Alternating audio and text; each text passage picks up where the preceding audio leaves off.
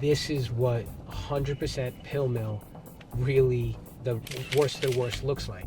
America has the highest rate of prescription painkiller abuse in the world. My family won't talk to me when I'm using. I'm not a nice person to be around. So it's a little lot to say. New York's Staten Island has one of the worst problems in America. He came in and gave me a kiss on the cheek and he went to bed. And the next morning I woke up and he was dead. And there is evidence that a similar problem is developing in Australia. They're the ones who pushed it out. They're the ones who made the money on it. It's overwhelming. Staten Island is adrift, at the center of America's prescription painkiller epidemic. Here, the death rate due to opioid overdose is 3 times the American average. More people here die of a drug overdose than in a car accident. Young and old, rich and poor, all now considered at risk of becoming just another name on a death certificate. This is 2 months. 2 months. Drug deaths that we handled. 2 months. They range in age from 60 to 16. Doctors and nurse, accountant, students, construction people, firemen. Everyone in this room has been playing out their own role in a cautionary tale about a man-made epidemic.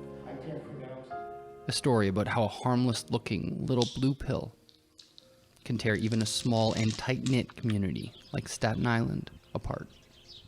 It was just everywhere, you know, all these kids sniffing pills and eating pills and shooting pills. It was just, it was kind of surreal. Like, I couldn't believe, like, how many kids are fucked up in the game over here. And how did it physically feel? Physically, it felt great. It gave me so much energy. If there was a pain in my body, it went away. I suffer with scoliosis. I get back pains. And at first, I kept using Percocet as an excuse. Do you remember the first time you took pills? Yeah. Tell me about it. 2002. There was a fight. You know, a friend of mine got his teeth knocked out. I got hit in the head with a bat. I went to the emergency room. Vicodin was right there. I went to my doctor. He gave me Percocet. You know, and then from there it was just off to the races. I really did put it through hell. And I feel horrible. I feel horrible, but I can't beat myself up over it either, because that was then, this is now. Like Marco and Kayla, many on Staten Island started taking opioid painkillers for legitimate pain. Before as well, just because somebody's doing it doesn't make them a bad person. And then there are many others here who have been hooked since adolescence, having thought, the first time anyway, that pills were a bit of harmless fun. That was fun.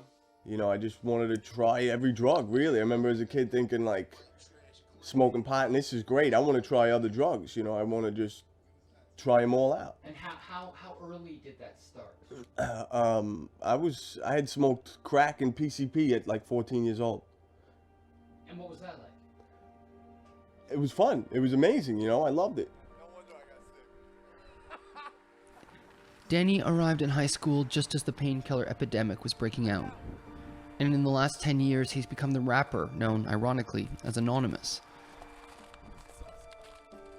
Danny and his best friend Gerard are known around Staten as the White Trash Clan.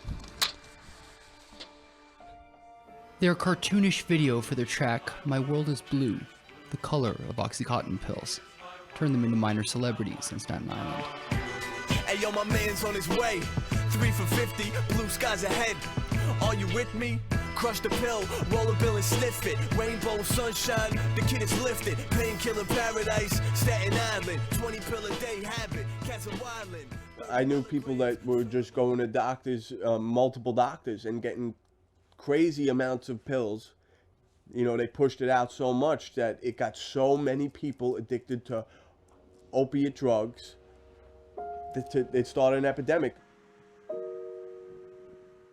Staten Island was America's first modern suburbia, and it still has less than 500,000 residents. mostly Italian Catholic families that go back generations, and everyone here knows each other. Monsignor Jeff Conway is a recovered alcoholic himself. He'll preach about substance abuse. And he heard a voice that said, "This is the stuff that's killing you. You don't need it anymore." And is often the first person anyone admits their addiction to. He really thinks he Father heard a voice Conway across says the that the street. fact that everyone knows each other hasn't helped keep things under control. Just the opposite, he says. I think it makes it easier for people to get their drugs, for one thing, because they know everybody, and to know who's using and who's not using. It's very fast to get drugs here. Very easy. It's not just addiction that people are confessing to. It's also the things that they're doing to feed that addiction. What kind of crazy stuff did you do to feed the habit? Pawned my dead twin sister's jewelry, and that's the only thing my parents have left of my sister. And that's my twin sister. She was born with disabilities. The people at home are the ones that get hurt the quickest and most. They're the easiest targets. My son's not going to steal from me because he loves me. And the addict's mind is, my mom's the easiest target. Like right now, I could be dead broke. I'm not gonna go to my mom's house and break in a window and steal things, you know what I mean? But when I was in active addiction, it felt like I had to do that. As a prosecutor and a homicide prosecutor at one time, I've prosecuted cases where people have, killed their loved ones because they stood between them and their drug.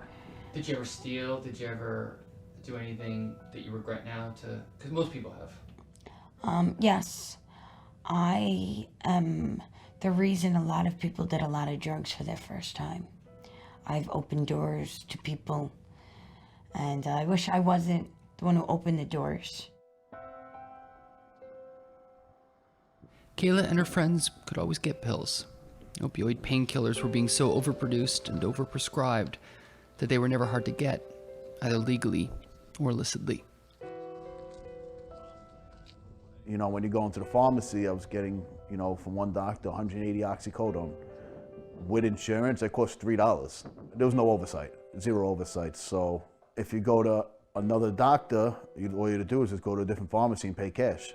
And I did that 7 times, 7 doctors, 7 different pharmacies. And you don't mean you did that 7 times in total? No. Did that 7 times a week? 7 times a week. Every Monday was doctor pharmacy day, and I did that for 10 years. Unfortunately, there have been some professionals, pharmacists, doctors, who have entered into the illegal drug trade. In small numbers to get overtaken by greed, doctors and pharmacies included, and they went in for the money.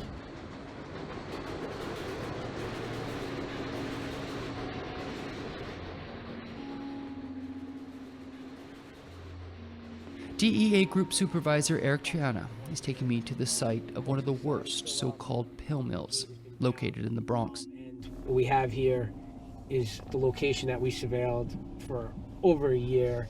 He led a team that busted this medical clinic, where every day between 60 and 100 pseudo-patients would come to pay for illicit opioid painkiller prescriptions. When I pulled up here, I immediately was like, this is what 100% pill mill really, the worst of the worst, looks like. These surveillance photos give an idea of just how many people waited every day to see just one crooked doctor operating out of this storefront. This place would cause 50 to 60 people easily be on the sidewalk, cars double parked across the street, businesses. This single doctor, Robert Journeyman, was convicted of writing phony prescriptions for more than 3 million pills in less than 2 years. I get what a drug trafficker is about. I get the greed factor, the violence. We get all that. I don't get a doctor who went to medical school, who took an oath to help people, who can guarantee to make a decent living, resorting to this. This is just unmitigated greed. And what we know in narcotics prosecutions is that the bigger the supply, the bigger the demand. So the more of those addictive pills there are out there, the more addicts there are going to be. But it wasn't just crooked doctors prescribing all these pills. In many cases, it was a doctor who was just in too much of a hurry. You might be able to see a patient in 5 minutes in a busy practice, get him in and out, and I'm afraid some of my colleagues really don't want to expend that time, but it is important. You know, I had 7 doctors. One of them said basically oxycodone is just a Band-Aid. You know, it's not going to solve the problem. And that was the first time when I first met with him. But 9 years later, he's still prescribing it to me. I spoke with even highly respected doctors who were surprised that patients have reported experiencing opiate withdrawal after a regular 30-day prescription. If you're going to be taking these pills for a month, say you get a month prescription, your body is going to get addicted to it and you're going to have physical withdrawals. Like, they should come right off the bat and say this. This is what's going to happen. The active ingredient in opioid painkillers comes from here, the opium poppy fields of Tasmania, which farm almost half of the world's legal supply of opioid derivative. These are the same poppies which, processed differently, produce heroin.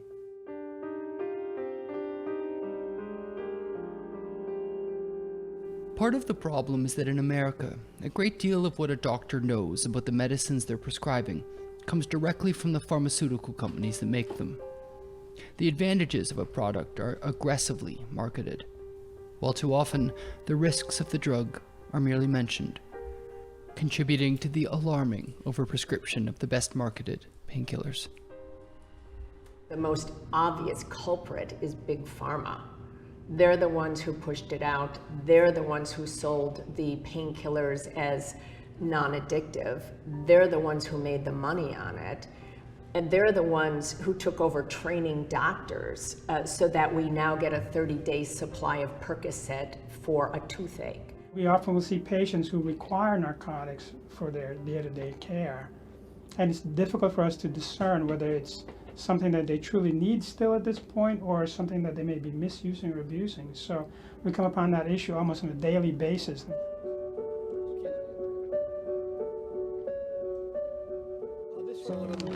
This one is cherry. All that means it's how one dealer is marketing his product and differentiate it from another dealer's. They put marks on the bags.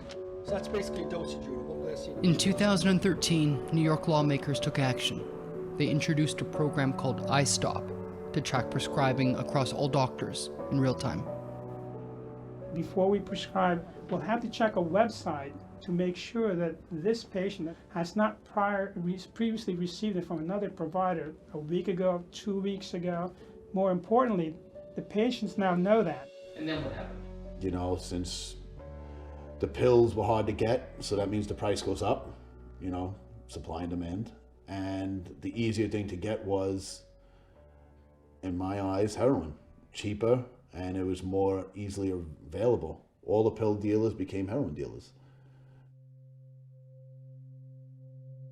Basically, imagine if you just had. And that's when the pill epidemic became a heroin epidemic, and things went from bad to worse. Like, this is the button right here, like this. Like, I feel like getting high. Boop.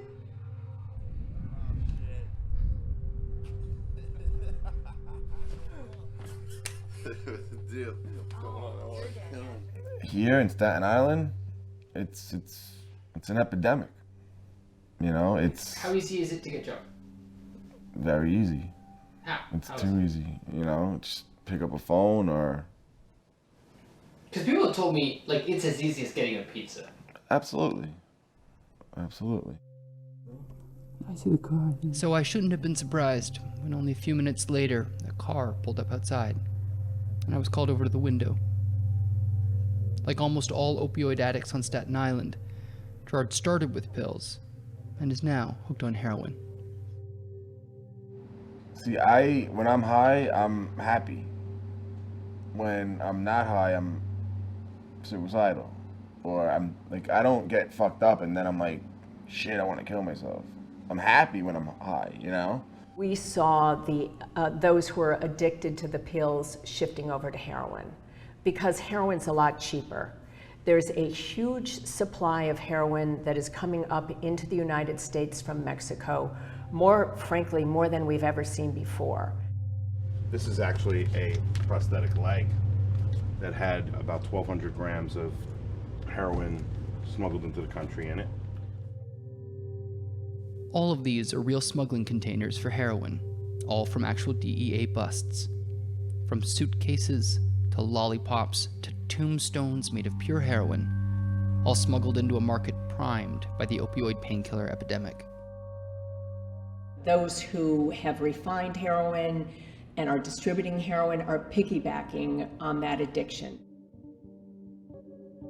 This is the site of a recent DEA heroin bust, and this kind of volume is something that Australian authorities are now being told to expect. Opioid prescriptions have tripled in Australia in the past 10 years, and US federal agencies say a wave of heroin is headed for Australia's shores. On Staten Island, the move from pills to heroin came with surging rates of overdose. I died more than one time. They had to actually put a pacemaker on my heart because my heart would not work on its own. I ended up in a coma for 3 weeks. Every organ in my body failed: my heart, my liver, my lungs, my kidneys, and my gallbladder. My friend said I woke up screaming that I couldn't see and I couldn't hear. And unfortunately, I am now blind in my left eye and deaf in my right ear. And I have severe hearing loss in my left ear. You ask anybody on Staten Island if do you know somebody that overdosed? They'll recently, they know somebody. A year ago, Johnny Cruppi died of an overdose right here in this room. His parents, Candace, and her husband, Barry Cruppi, were both home when it happened. I was watching TV and he came in and gave me a kiss on the cheek and he went to bed.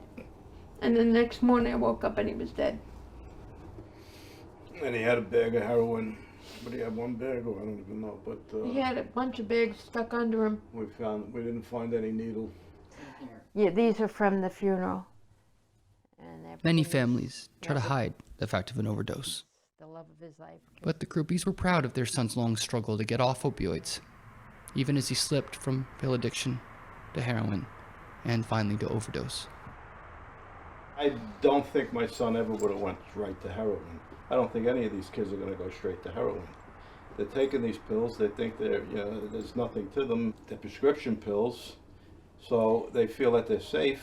They take them and then they have to take more and more and more, and they get too expensive and they go to the heroin. And once they're on the heroin, it's very hard for them to get off it. As the scale of Staten Island's opioid problem comes into sharp relief, people are starting to come out from behind closed doors. Tonight, Alicia Reddy has organized a community support meeting for more than 500 Staten Islanders. Danny, Kayla, Marco, and Candace are all here.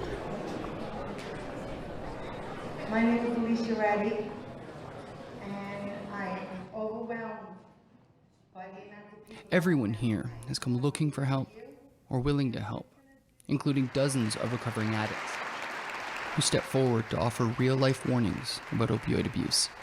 Every 5 days in Staten Island, somebody's overdosing from opiates, but it doesn't stop at that. Candace Cruppi is asked to speak about her son's passing. He had dreams just like everybody else. There's no yay at the end of Johnny's story because he didn't make it. He died last March.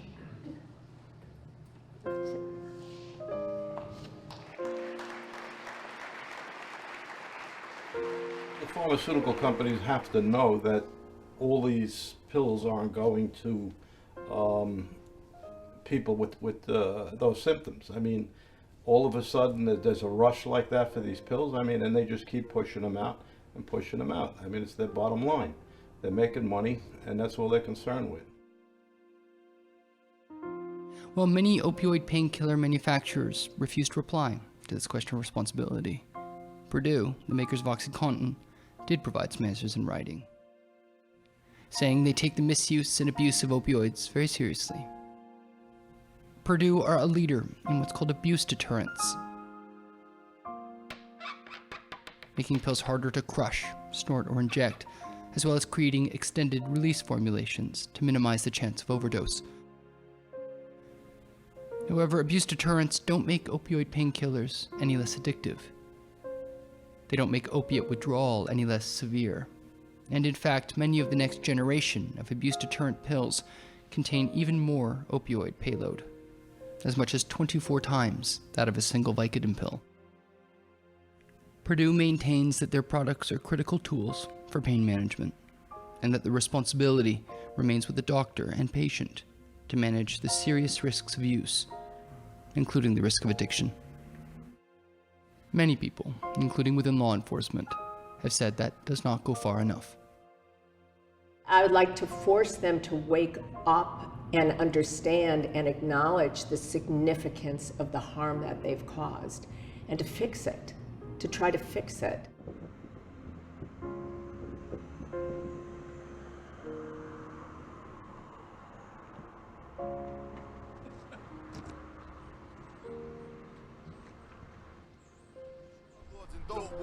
Down low like thieves who lock themselves inside a closed store. Danny Haley knows just about everything there is to know about drugs on Staten Island, including how to escape them. I'm also a magician. So here, would you like to take a... He's had a substance abuse problem since he was a child. Technically, he's a poly addict. But Danny just calls himself a junk box junkie.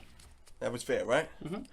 I was smoking crack, heroin, methadone, Xanax, Adderall, PCP, drinking, liquor, all the same shot. It's never enough for somebody like me, you know? 3 threes. Then I got the 4 and the 5. I'm gonna have you follow the 3 one more time. Amazingly, Danny managed to get off all of that, and he's been clean and sober for the last year and a half. And that's the 4. What's that? 3. No, it's the end of the card trick. He's writing a new track about his recovery. Nowadays I hold my head high. I used to look down. I got clean, got my whole hood proud. I feel like an on-the-spot thing. It's coming out sick. Nowadays I hold my head up, but I used to look down. I'm clean right now, I got my whole hood proud. I got that good sound, rocking every flow like a pro. So if you want dope hip-hop, you know where to go. The track's about how it took him overdosing twice in a single day to start his recovery. My soul to the devil and the price was cheap. But now I'm back from the dead, I died twice in a week. I had a chat with the Holy Ghost, he sent me back. The good die young, and I ain't eligible for that. I was in the hospital. The doctors had to bring me back to life. And I woke up like 4 days later. I was in a coma for 3 days. And the doctors actually told my parents I was going to be brain dead for the rest of my life. They were shocked when I woke up. I came to the hospital and he had tubes down his mouth and in his nose, and it was just by the grace of God that he indeed did survive. And that view of Danny in the hospital bed was Paul's first view of his son in years. Paul had long since told Danny that he wasn't welcome as long as he was using. How you doing? Hey Dad, how are you? What's going on? What's up? Not much. Good to see you. Paul Haley is also a recovered addict. Having generations of substance abuse is pretty common on Staten Island. But with both of them sober, they're closer than ever. Lock it up. Are you proud of them? Indeed, absolutely, yes. My other 2 daughters have graduate degrees from major universities. However, I'm more proud of Daniel in him being in recovery. Here's a picture of you when you were younger. My family won't talk to me when I'm using. I'm not a nice person to be around. Sorry, this is a little hard to say. Now, my family's back in my life. You know, I went from 18 months ago, I'm on my bathroom floor in a fetal position crying because I was so miserable. I wanted to stop, but I couldn't. And here I am, I got tears of joy coming out of my eyes, you know? So thanks for everybody. You know, if anybody knows anybody that is struggling right now, me or any of the people you see standing here would be glad to help anybody else in that situation now. Thanks.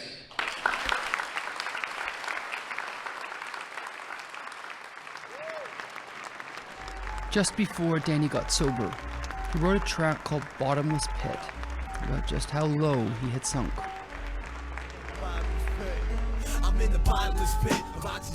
Danny's a self-proclaimed junk box junkie who died twice in a day and still managed to climb out of that pit.